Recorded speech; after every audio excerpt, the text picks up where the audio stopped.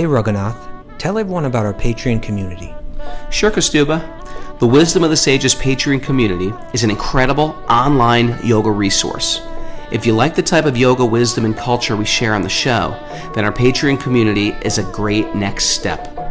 This is a listener-supported podcast, and any level of sponsorship will unlock a wide range of live and archived classes, talks, and even workshops.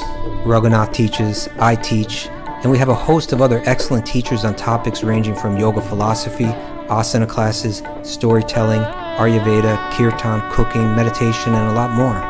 We even have an incredible online Bhakti 12-step recovery group.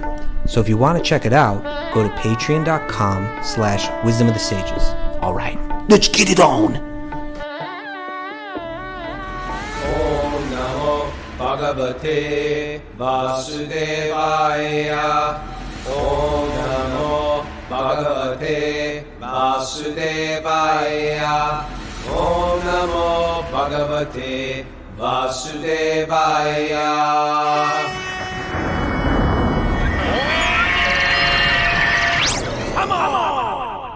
Live from Super Soul Farm, this is Wisdom of the Sages, a daily yoga podcast with your host, Raghunath, and co-host and senior educator at the Bhakti Center in New York City, Kaustubha Das. Welcome to the show, and welcome to Walk On Wednesday. Wednesday's a day where we take some magical being from our studio audience. I love saying studio audience. It's like so old school television. From our studio audience and pick their brain for a minute. Find out where they're at. And I know what you're thinking, because here, if you're watching this on Zoom or YouTube, you can see him flanked on either side as Bhakti Justin and Vegan Trucker, who are joining me for Live. But today, Kaustubha, we have a special guest. All right. Would you like to know who? Oh, I was wondering if I was ever going to find out, but sure. Yeah, Mara Simons Jones. Get out of here. Mara is our welcome. You know why? Mara, I just want to put this out there. And I think it's important to mention. Mara's been on like a spiritual quest of her own, but sometimes your spiritual quest is asking you to grab Krishna's feet, but you're holding a bunch of junk in your hands. And this bunch of junk in your hands feels very secure and very safe and very familiar. Mm-hmm. And she kept on, it started getting louder. The beat of this drum started getting louder and louder. Do you want Krishna's feet, or do you want your handful of junk? So she was a trained chef. What school did you go to for all your chef? No, self-taught. Self-taught chef. Okay, yeah. Self-taught. Did I say trained chef? Hey, you know what?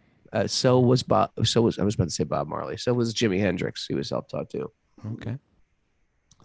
But she's a trained chef, and of course, trained chefs in the upstate catering business means all meat.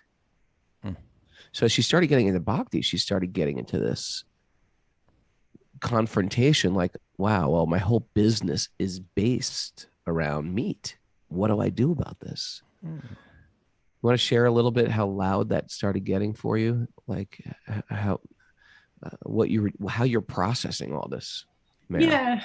I became vegetarian maybe 2016, 2017, I think. Okay. But we continued to prepare meat for my clients, because especially up around here where it's a real small town, people really don't think it's a celebration unless there's meat there, or they don't think it's fine dining or, upscale catering unless there's meat on the table. And so I always, I had a big crew of people that were working for me. And so I felt, in a debt to them to keep them employed. And I worried that if I dropped meat altogether, then it would just radically change my business, which it has. But that's okay. The pandemic radically changed my business first. So. So, but it's scary because we made it through. 2020 is really rough on an events-based business like mine. Yeah. Everything just got canceled. And so, I had other vendors that I work with and things who were like, wait a second, you survived the pandemic and now you're going to shift to all vegetarian, for real? You think that's a smart business move? And it's one of those things, where it's I just got to the point where, especially, you know, during the pandemic, it was like much, you know, we did some sort of private chef things. And I was just like, oh, I have absolutely no interest because, you know, I've had a sous chef who worked with me who just was in charge of preparing all the meat stuff. So I really didn't have to handle it. And so, you know, when it came down to me actually having to handle it, I was like, oh, you couldn't pay me enough money to actually do this. I'm not going to. I have no interest in preparing meat for people any longer. So with the pandemic, it sort of gave me a window out to shift to 100% vegetarian catering, which I've been talking about for a while. I always had a lot of excuses why I couldn't do that. Ragu knows. You know what? It's scary when your entire business is based on murder of animals, and it's scary. Like, wait a second, I've got to give this up. Okay, I can understand that I can change, but the fact that I have to change my business or how I make money, that's a huge thing for a lot of people. So, you know, this has been like in our discussion, in our conversation for years, but it's always been super scary. And therefore the pandemic came, like you were saying, as sort of this curse blessing, which sort of like the whole material world is like is a curse blessing. And in that curse blessing, she just dug her clogs in rather, and just made that choice. And how are you met by your clients? Now, are they new clients? Are they the same clients? Yeah, it's interesting. At times it's disheartening because at times it's like, you know, a lot of people call about their wedding. And when I tell them, you know, we've gone all vegetarian, they say, oh, that's really great, but that's not going to work for our event, you know? Right. But, you know, I'm actually surprised with how many people, you know, just say like, oh, okay, that's no problem. Like we weren't planning on having a vegetarian event, but sure, we're happy to. Is that amazing? You know, that so it's amazing. Yeah. Yeah. So it's great. I'm surprised with all of the positive feedback I've gotten.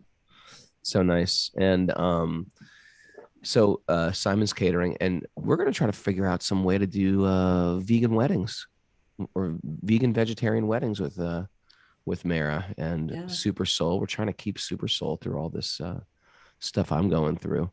And wouldn't that be great, Mara? Vegan weddings. Yeah, we've done a couple of great weddings at Super Soul. Yeah, that's right. And they were all vegan/vegetarian. Yeah. Will these be arranged vegan weddings? Arrangedveganweddings.com. I don't think anyone has purchased that web address Just yet. Be bold and narrow it down. We only accept arranged marriages. Arranged and vegan. We're just going to say, okay, today is your lucky day. Sophie, fly in from Vienna and dress nice because there's an event going on. What? Why dress nice? Oh, just very, very nice. Make sure you have mehndi on your hands and your feet.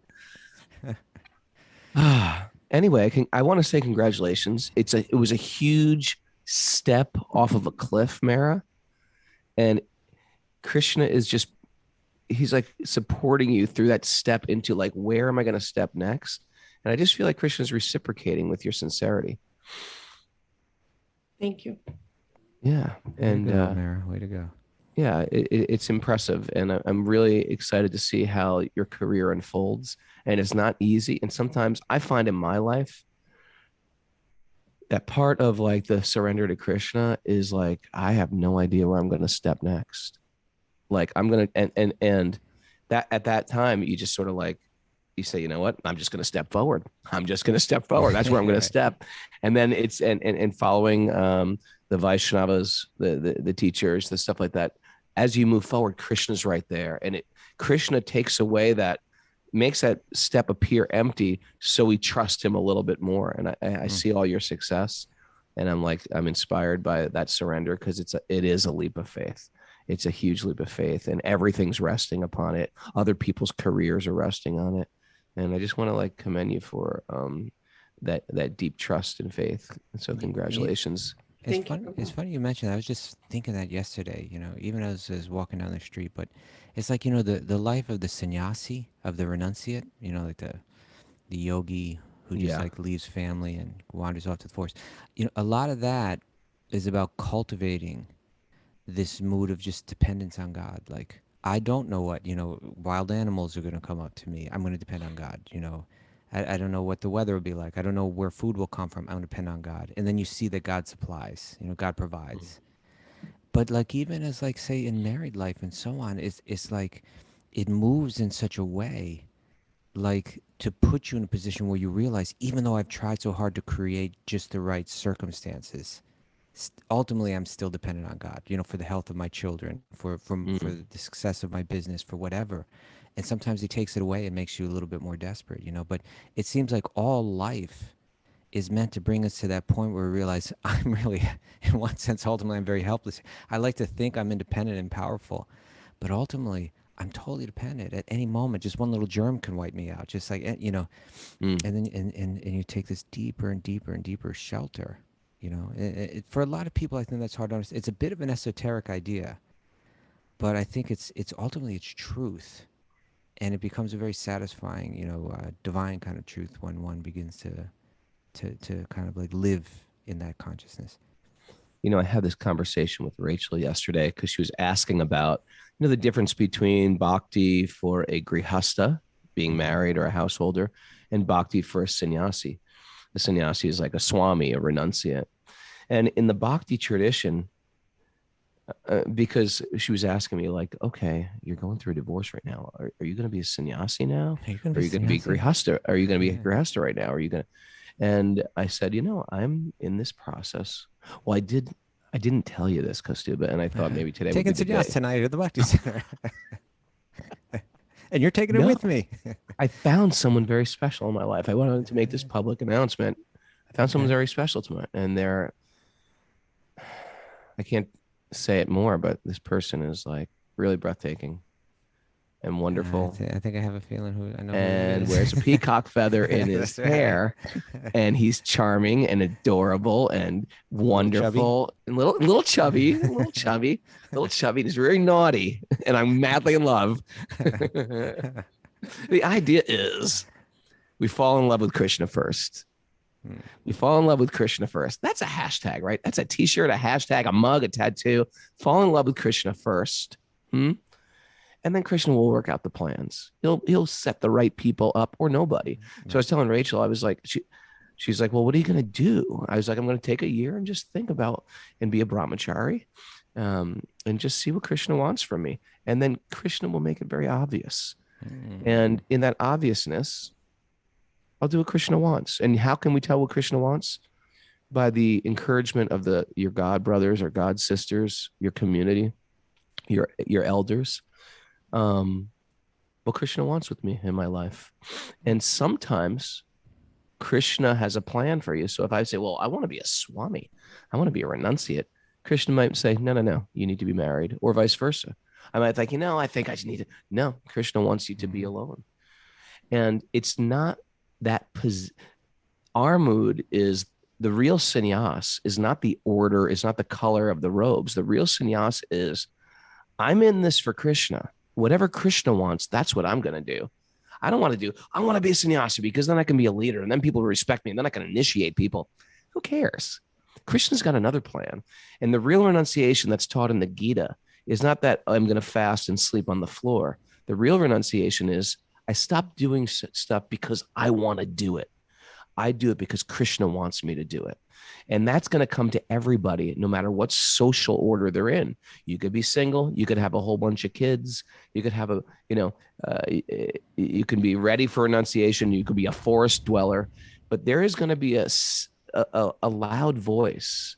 And you hear that loud voice through the community and through your teachers, what you should be doing with your life. And and if you're praying for that, it's going to become very, very obvious. And sometimes it may not be what you want to do, but you feel like, you know what, but this is what Krishna wants. And you're going to take great relish in that. Yeah, I'm doing what Krishna wants for me. Become comfortable in that mode. Right? Yeah. Then you realize all along I was just trying to make arrangements that ultimately they don't work out in the long run anyway, right? Happiness was not dependent on, what is that, like Bhagavatam will tell us, that just as miseries come without us, endeavoring for them, right? They come on their own. It's great. You don't have to endeavor. Yeah. We don't say something like, hey, let's go out today and break our legs. What do you say? No, you just do something and you trip and you fall down the stairs and you break your legs. We don't make a plan to break our legs. Yeah. So It go comes. on. Just as we don't need to endeavor for the miseries in life, similarly, we don't need to endeavor for happiness in life. That comes out of its own accord as well. This is the way, like, a person who's seeing through the eyes of Bhagavatam, seeing through the eyes of Bhagavad Gita, how they see the world. It's like, I'm destined to enjoy life to a certain degree. I'm destined to suffer a certain amount in life. But actually, those ups and downs, I'm not even concerned with. I'm concerned with, like, uncovering that, what we were speaking about yesterday. There's divine love. There's my own Sat Chit Ananda, which is my nature. It's underneath it all. I'm focused. If I focus on trying to adjust everything externally to find the most comfortable and happy situation, I'm just going to get what I'm destined anyway. Let me focus on uncovering what's underneath, that's eternal, that I'm out of touch with. And if I keep a focus there, then something far more real and substantial begins to arise in my life, even when those, like, bumps are there, or those down periods are there. Actually, I'm not affected by it in the same way. I'm kind of like transcending it. I love that concept. Just as you're going to get pain without endeavor, you're going to get happiness. I mean, ever have one of those situations where you're like, I've got nothing to do tonight. No one's home. No one wants to hang out. And I had the best night ever. And What did you I do? did nothing. I had the best night ever. Or you make these great elaborate plans for a vacation, a holiday, Right. a party, and the party sucked. And you made these huge plans to have a good time, and they just don't turn out. So that having a good time, not having a good time, that's all secondary. What we really focus on in Bhakti is our day-to-day living. What am I doing today that really makes me feel connected? I know when I have a good session, me and Bhakti Justin go on our japa walk in the morning. And these are like the pillars of my day. What I eat. Bhakti Justin made me a great gluten-free pizza yesterday. Thank you, Bhakti Justin. Like these quality things, how you relate to people, how you're dealing with tough times or good. The day-to-day quality of your life, that makes up your life. And all the excitement, losing money, gaining money. Some of the best times of my life when I had no money. You know what I mean? Some of the worst times of my life when I had a lot of money. What is money anyway? You gain some money, you lose some money. That just happens. But your mental state, what you're doing in between, that comes from our day-to-day living as well. I was thinking about our trip to Italy. So we're gonna go to Italy. We're gonna have a retreat for a week, and then you and I got a special invitation to go to Berlin to spend Radhastami, the birthday of Radharani, to spend that festival with Satyanandan Swami, Yeah, which I'm we're both excited. looking forward to. And in between, my wife and I have about a week in Italy, so we want to go to Assisi and we wanted to see Rome. And like, Yeah, you're really going to try to enjoy that, huh? Well, that's where I'm getting. Yeah, That's it could where be I'm going. totally miserable, Kaustubha. It could You don't know be. what the hell's going to happen. Well, this is my point. Like, in my entire life, I've never actually been a tourist. Like, when I was a kid, my family never went anywhere. It's like nowhere. And Tourism's great, man. You're gonna love it. Arranging exciting things for you to do in cool cities. Oh yeah. Well, as a monk, I was never, I did travel the world, but never as a tourist. There was service to do, and it was always focused on that. Yeah.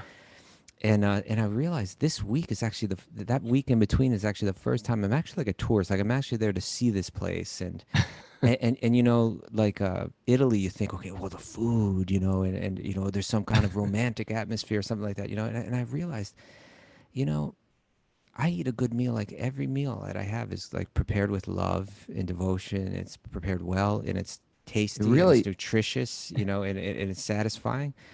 I don't need to I don't need to spend thousands of dollars to go to another part of the world, to find and think like, "Ooh, life is going to be really exciting." And then you get there and it's like, this is, in one sense, it's not, I think that a lot of what I see, like you were mentioning, whether it's through travel or, I'm going to go to this big concert. It's going to be unbelievable, man. And we're telling ourselves how great it is. We live in a world of hype. When you get to exactly. the Coliseum, Kaustubha, it's going to be like, okay, Gita Priya, take a picture of me doing Warrior 2 in front of the Coliseum. Okay, ready? Okay, now reverse Warrior. Let's try reverse Warrior. And then there's traffic. I didn't know all this traffic was around the Coliseum. And then like, oh, there's like people that aren't so nice, and it's like you try to tell. But, so I realized, when I go there, I should have I should go to there to learn, not to enjoy, but to learn. What is there what is there, can I walk out of that place with something to share or something that I've gained, that's valuable for my life and valuable for my service? If I go there to enjoy, I already got to fix in my mind. I'm not going to, right? It'll be disappointing. Right. Let me go there and It's see if there's true. something for me to learn, something that I can share with people, something that'll make me a better person. Something And then there there's to nothing to serve. do but gain. All you do is gain. Mara, what's our mantra for that one? Do you remember? You get to the Coliseum. So what? Big deal? Now what? Now what? Now what? It's now what? You get there, it's like, now what? Okay, here, Eiffel Tower. Now what? Yeah. Right? Here I am, Eiffel Tower. Prague, Roman Wagner in Prague. Think you're so cool? Just kidding. Now what? Here I am in Prague. Now what? Vivi G sitting in beautiful Zurich. Now what? Big deal. Big deal. All right. No, it's not going to happen, Kaustubha. You cannot enjoy. Well, I tell you this, and I tell you this a lot. It's like when we do retreats at Super Soul, sometimes we'll have like, retreat, very reasonable retreat, very fun, very like even Krishna conscious retreat. Yeah. But you get to this point where when you pay money for a retreat, it's great. But for a bhakti retreat, it's great. It's different than just like, yeah, we're going to go surf and do yoga. It's like a bhakti retreat.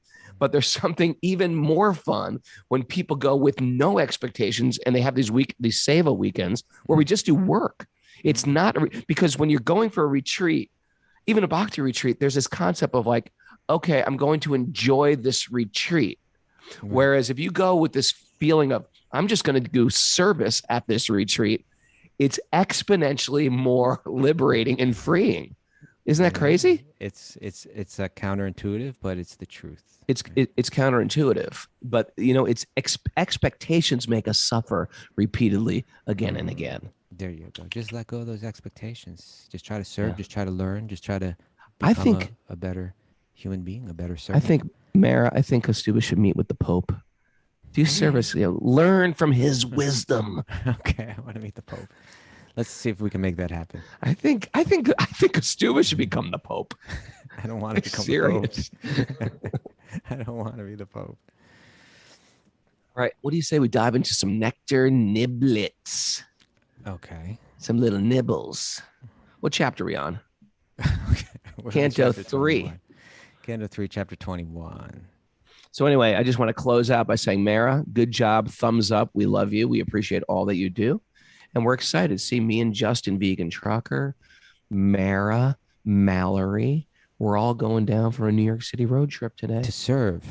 Yeah, because today's the day. We're going to swing the deities on the roof of the Bhakti Center. If you're in town, if you're local, come on down. Everyone, please try to come out tonight. This will be great. Yeah, if it's going to rain, I don't think it's supposed to at this point, but if it does, we just do it inside. But it'll be great either way. No, it's no rain. What are you trying to do? I don't know. It's no rain? Come? Okay, good. It's not going to rain. Awesome. Then it'll be awesome. It's so nice up on that roof. We will chant. We will dance. But all in the mood of service, right? Associating with the Bhakti-yogis. It'll be beautiful. Raghunath will be leading that kirtan. I'm going to give Raghunath a special gift from my heart. He doesn't know what it is. I'm not going to tell. What is it? I'm not going to tell you. Don't even ask. I'm looking forward to it. Okay. Did you say I can eat it or not? I'm not going there. I'm not going to tell. No details. Okay. All right. You want to chant the mantras? Narayanam namaskritya naram chaiva narottamam devim saraswatim vyasam tato jayam mudirayet. Before reciting the Srimad Bhagavatam, which is our very means of conquest, one should offer respectful obeisances to the Supreme Lord Narayan, unto Narayan Rishi, the supermost human being, unto Mother Saraswati, the goddess of learning, and to Srila Vyasadeva, the author.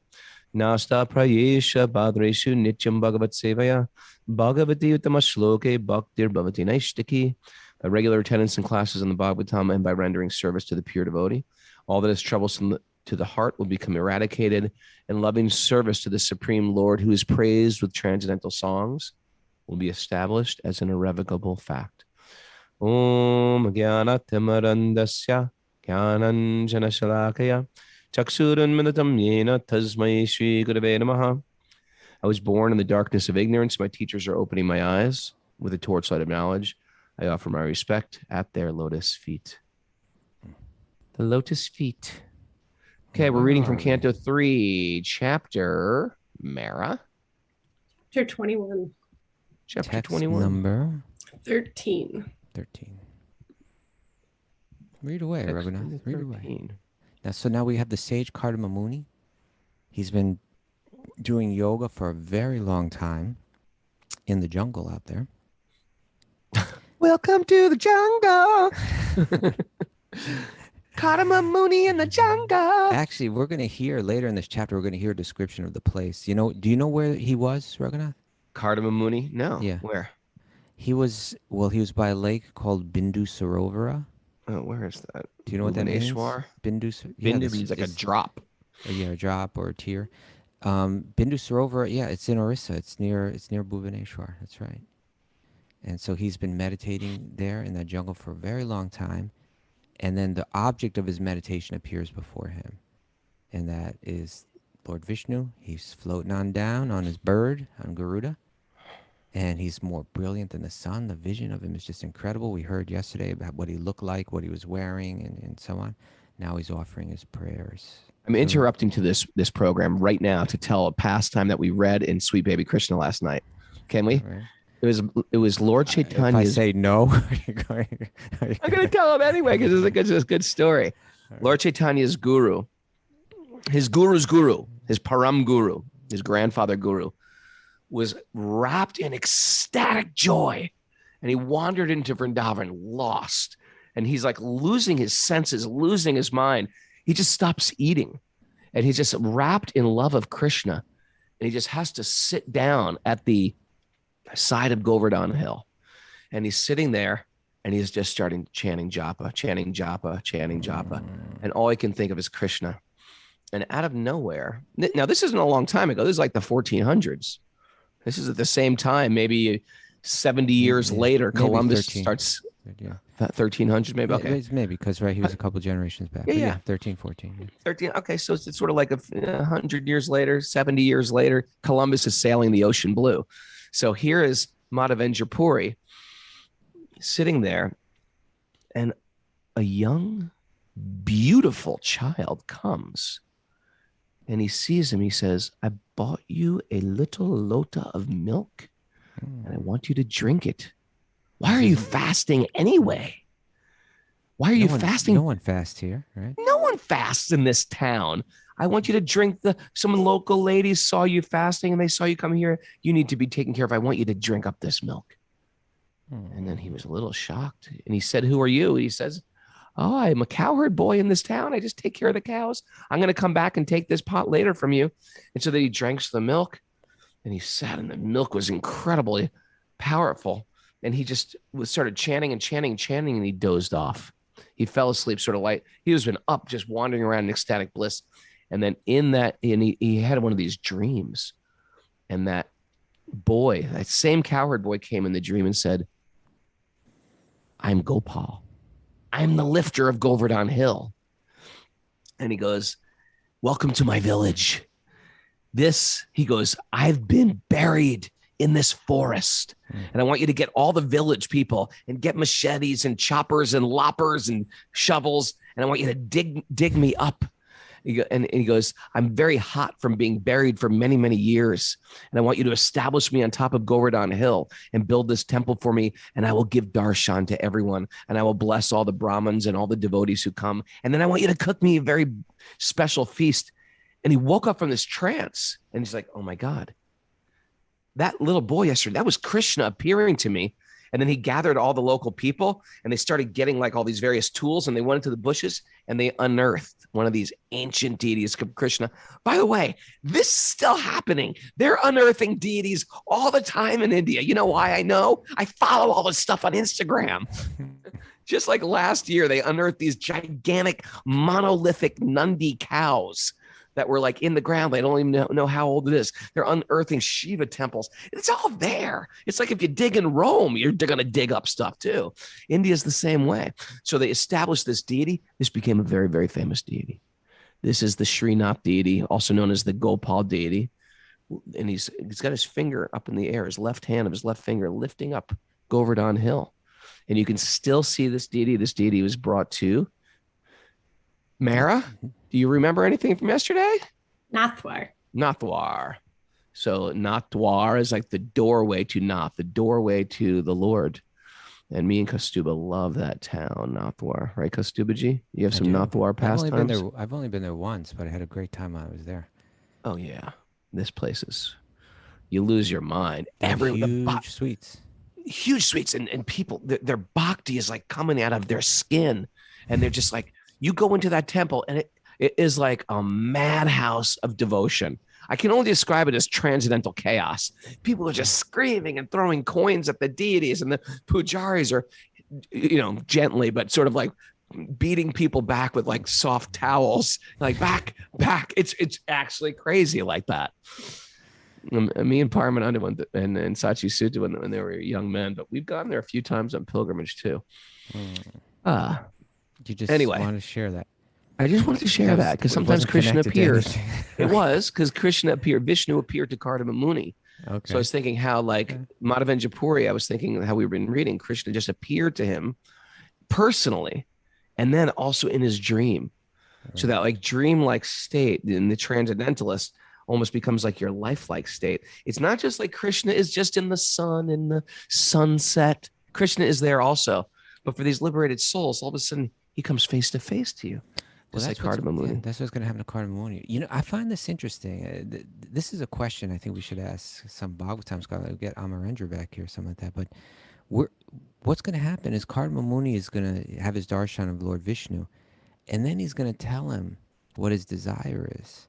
And that desire it seems to be not entirely non-materialistic, right? And if someone has some kind of separate desire, then how did the Lord appear before him at the same time? Like I thought you'd have to be kind of like completely free of material desire, right? Good point. So let's see. I mean, there's different ways that it might be. Let's read along. Let's see what happens here. The great sage Kardama, this is text 13. Kardama said, "The supreme worshipful Lord, my power of sight is now fulfilled. Having attained the greatest perfection of the sight of you, who are the reservoir of all existences. Through many successive births and deep meditation, advanced yogis aspire to see your transcendental form." That's where the meditation is for, right? I want to see that. That's the goal of meditation. Yeah. Now I've emptied my mind. Well, even that statement is like saying that like form is not illusion. Like in other words, form is not necessarily illusion, right? No. There's that assumption sometimes that if it has form, then it must be illusory. It's limited and so on. Here's like, no, this form is truth and it's unlimited, and that's the source of form. Yeah, it's the source of the shadows. I don't know where you're going with that, but okay. Sounds very profound, Raghunath.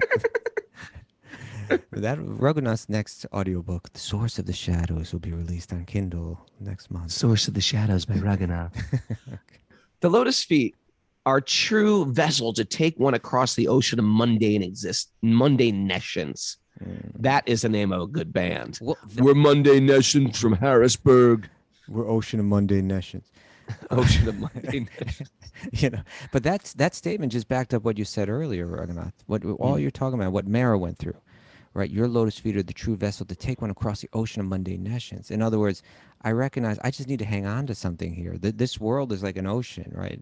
And let me just hang on to what to what's real, and then we'll be surprised how those feet lift us up. Sure, I'm dealing with one of my students who's struggling with like marijuana and trying to give it up. Okay. People we all have some attachment in this world.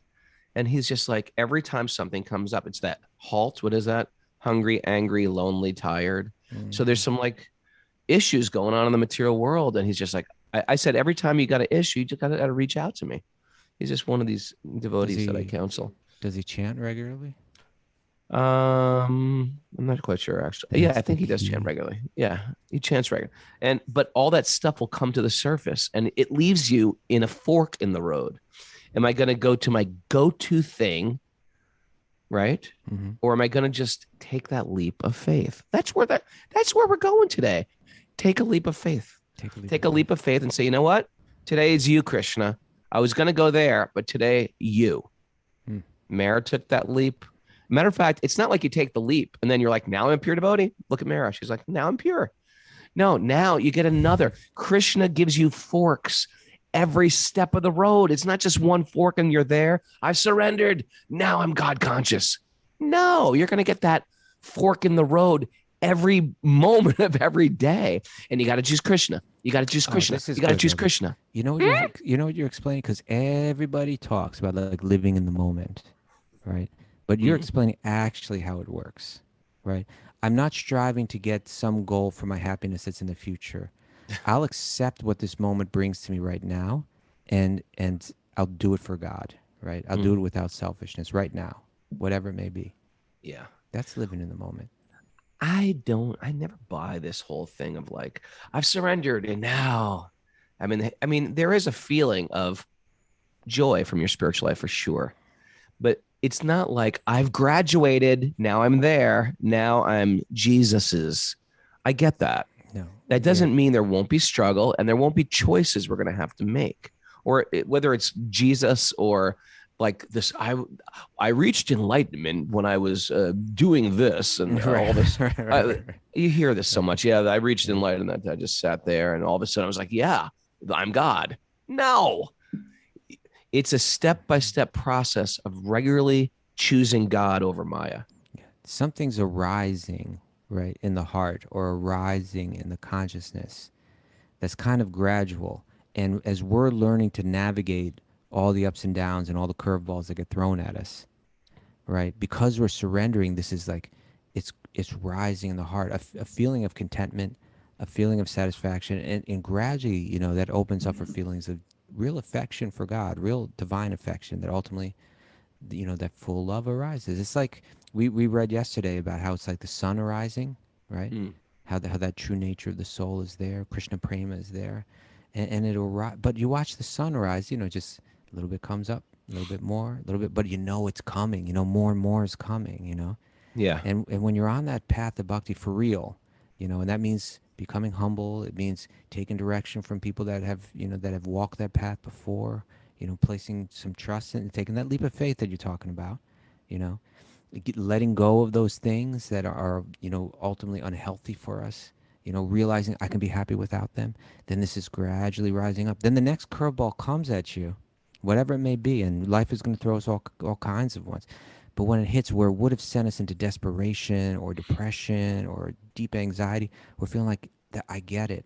I'm hanging onto those lotus feet. There's going to be waves, right? There's going to be difficulties, but I'm not being overwhelmed with it. As a matter of fact, I'm actually feeling something. It's subtle. It's a little sublime, but it's like I'm rising beyond. Like these things don't touch my core anymore.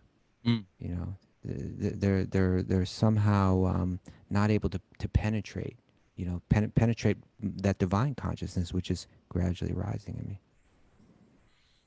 Something like that, right?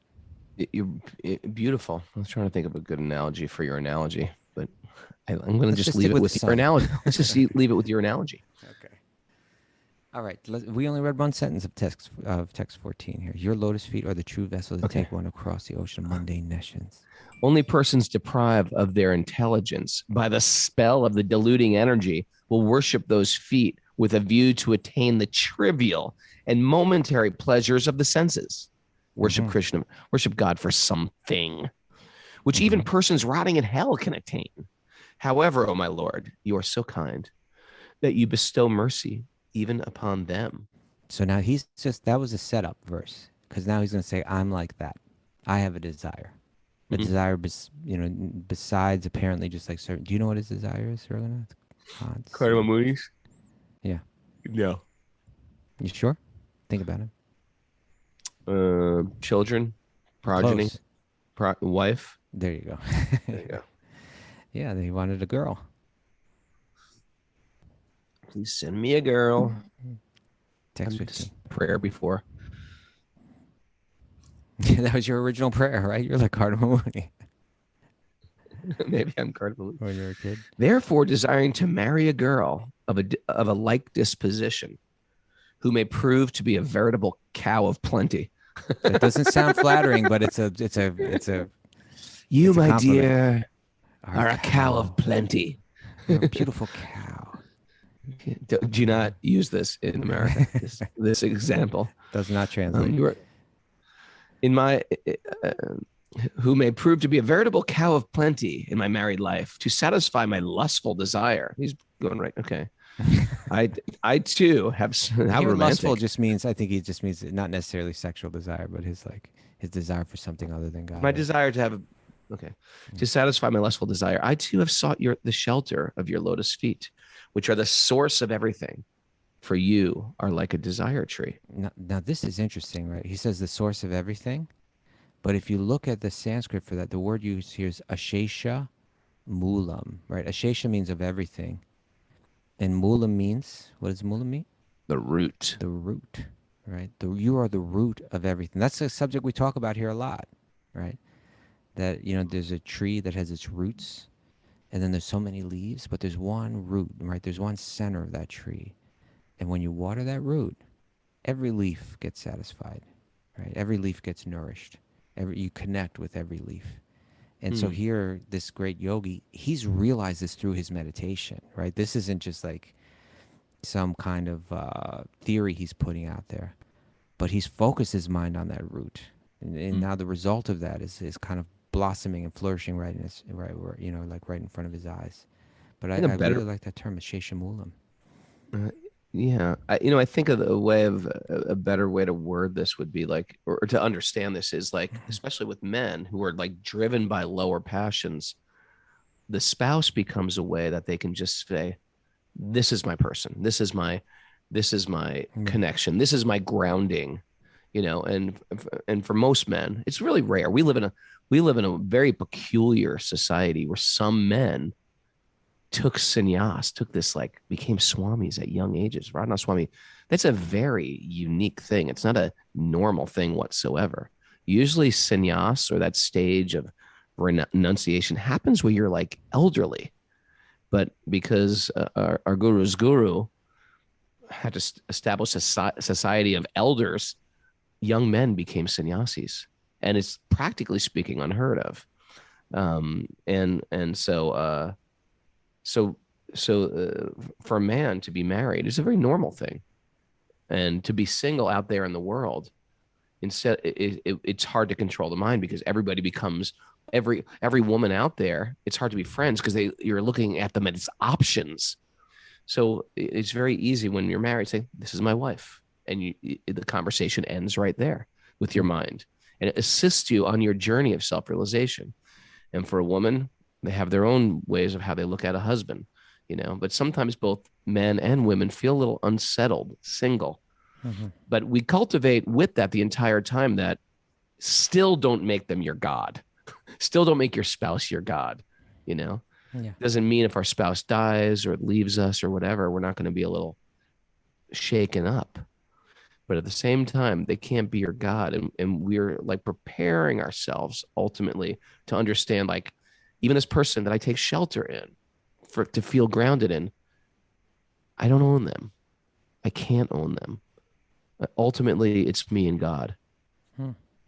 Well, I was questioning, like, how is it that Kardama Muni, when he has a material desire, has the power through his meditation that Lord Vishnu appears right in front of him? It seems like that only happens when you let go of all the material desires. But perhaps part of it is that he wanted a wife so that he could perform this service, right? Because all this is taking place, in the context of Brahma's need to populate, the universe, and then his Swayambhuva Manu, is now looking for a husband for his daughter for that purpose. They're all progenitors, and so perhaps it was like, this is for my service, that I need a wife, and I need, it could have been like that. But in the commentary, you'll like the commentary, Raghunath, because it deals with astrology.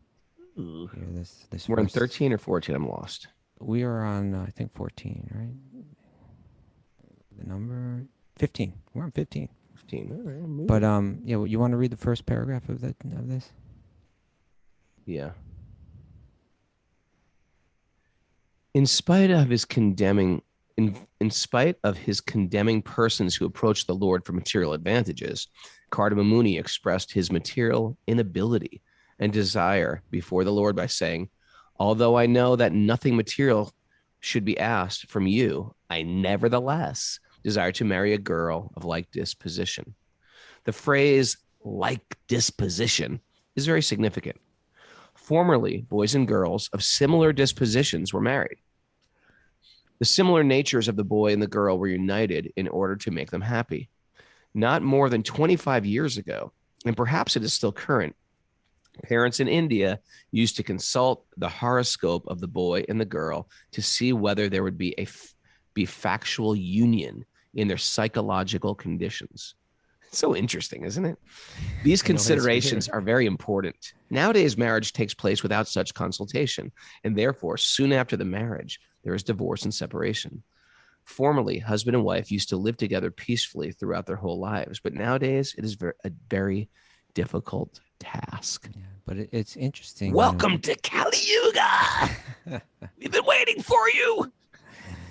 But it's interesting. It's like the idea of the match in a wedding or in a marriage. It had a lot to do with like let's make this work. In other words, it was less ruled purely by desire, right? And like there was a kind of a sobriety going into it. You know, I met her at a bar and she was really hot. Yeah. And we had a couple drinks and then she got hotter. And then we went back to my place and then, called her on see her again. And this is how it all starts with like, I think she's hot or something very often, Yeah, but so there's like higher ways to choose. True. All right. You want to read text 16? Thought we were going to talk about marriage. I know you're particularly arranged marriage and astrology. I mean, it's all right there for you, Raghunath, in that verse. It's all right there. You set me up. Yeah. You set me up. It's like, yeah. Another interesting thing is you don't even see the person. The parents are checking the charts. So interesting. You don't even see the parents are checking the charts first. It's a genius system. 16. Oh, my Lord, you are the master and leader of all living entities. Under your direction, all conditioned souls, Oh, my Lord, you are the master and leader of all living entities. Under your direction, all conditioned souls, as if bound by rope, are constantly engaged in satisfying their desires. I love that. Following them, O embodiment of Dharma, I also bear oblations for you, who are eternal time. So we make it sound like, yeah, I'm just going to do what I want. I'm going to be free. It's going to be fun. No, you're actually a slave to your body. Don't you understand what's going on? You're not free. That's like just saying, I'm going to go for a drive. It's going to be great. And you're driving down a hill and you're letting go of the wheel. You're not driving. The car is driving you. That's what we do in the name of freedom and following our desires. It's now our senses are owning us. It's like being in prison within our body. And good luck trying to parallel park a car going down a hill when you're not even holding on to the wheel.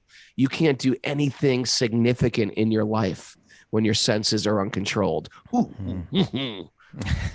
Like that analogy. Note that one, Mara. Note that one down. What was it? You cannot parallel park a car.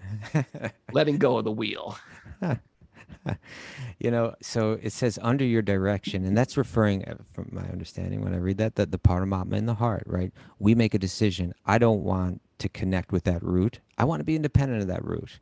Yeah. Okay. So now you're under the direction of that Paramatma, and it's directing you. It says, okay, if that's what you want, I'll direct you that way. And then it says, as if bound by rope. In other places in the Shastra, it'll say like, it's through like the nose, like that animal that has a ring in the nose. An oxen, ox. No, a bull. Yeah, bull. Right. Imagine if you had no arms, right, and a ring in your nose with a rope tied to it. You could be you're so easily controlled. Yeah. Right? Someone pulls it's like when rope, my dad used to grab me. It's like when my dad used to grab me by my ear. Come on. Did you ever get that? Did your dad ever grab you by the ear? My grandpa. I don't know. but yeah, like how vulnerable you are. Like you just have to go where you're being directed. And so that's what it's saying here, that we think we're free, but actually the senses and the programming within the mind has us convinced that we're going to find happiness here, we're going to find it there, and we're just following it, You know, this idea, I'm really, this is one of my, one of the things that I'm trying to meditate on all the time now, Raghunath, is the idea, trying to, it's something that I've, you know, heard for 30 whatever years and read for 30 some, 30 some whatever years. But I feel like I haven't imbibed it deeply enough and understood it deeply enough that the Paramatma is within the heart of every living being. Right. And how life changes when you're not, when you're conscious of that as you're going through life. Like, you know, when I was in Colombia, Sri Govind and I went to the river one day. Yeah. And when we got to the river, like, there was like a few people hanging out, and they had a pit bull there, right? And the pit bull was unleashed.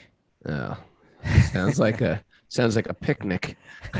And you never know, like okay, maybe here in Colombia, people occasionally get mauled by pit bulls or something like It's that. like right? it's Colombia. What could Yeah, go it's Colombia. wrong? It happens occasionally. Like everyone accepts it, or something. You know, like you don't know, like what the deal is. Leash your dog. Yeah. So you know, like I'm walking along the bank of that river, and that pit bull is like, it was in the water, and it comes out like right at me, you know. And I was thinking that, you know, just like we are talking about earlier, like the sannyasi, they wander away from home. They're wandering through the forest. There's all kind of wild animals, and they're placing themselves in the hands of God, and they're meditating that God is within the heart of every living entity. So like, I was in that moment, I was like, I was thinking about this, that in other words, a normal person looks at that dog and thinks that dog has a mind of its own, and I don't know what it's going to decide to do, and it's a stranger to me. We have no connection. Right. Whereas like the sadhu What did you realizes think? that, What did you think? well, this is what I was training myself to think. Okay. Is that the sadhu looks at that dog and realizes, yes, that dog has a soul of its own that in one sense is a stranger to me. We've had no connection prior to this moment. But the Paramatma is in the heart of that dog too. And that's a person that I know. That's a person that's been with me with every moment. That's a person that I speak to all the time. You know, and that's ultimately the controller of that dog. You try to speak to the soul of that pit bull. Well, I didn't try to speak to the soul of the pit bull. Well, there's two souls in the pit bull. So yes, right, the Paramatma was where I was making the connection. So in other words, I'm not looking at the dog and saying, oh my God, dog, don't kill me. I'm looking at the Paramatma in the dog. Oh, Saying, Paramatma. Hello. Please direct that dog not to kill me. Or it's even like, yeah, you know, if you direct the dog to kill me, you know, that's ultimately like, you know, up to you. But, you know, you are my Lord, right, in the heart of this dog. You surrendered. Well, that, you know, surrendered. it's like they say, like in Vrindavan, you know, or like in India, like, you know, the sadhus, they're not afraid of the snakes, but, you know, like everywhere you go, there's like snakes and stuff like that, you know. It's true, right? Like, how could it not be like a terrifying life if you're not on it? The whole lifestyle is to kind of like get you to think more deeply about this. You know, I told Justin there was snakes, gigantic snakes in the cenotes yesterday. Cenotes? He was like, we went swimming in the cenotes in Mexico, and he was like, oh, you're kidding? What's a cenote? I was like, this beautiful, pristine cave where you can swim. He's like, oh, cool. I was like, and there's these massive snakes, but they have no teeth and they're not poisonous. They just gum your arms. He's like, oh, that's weird. Yeah, and sometimes they wrap around your legs, and he's like, oh, that's weird. Your neck. He's so easily fooled, Justin. Oh, God. Anyway, that's where I was going. And so you took shelter. So we are back. So we need to meditate on the Paramatma like this. One, that if we tell that Paramatma, I don't want you, I want freedom from you, I want independence. Ultimately, we're still being directed by that Paramatma, and we're being dragged around by the nose. Paramatma says, okay, it's your mind and senses that are going to direct you, and you're getting pulled by the nose. But also, let us think about, because just think about, not only with wild animals, Raghunath, right, but with other human beings.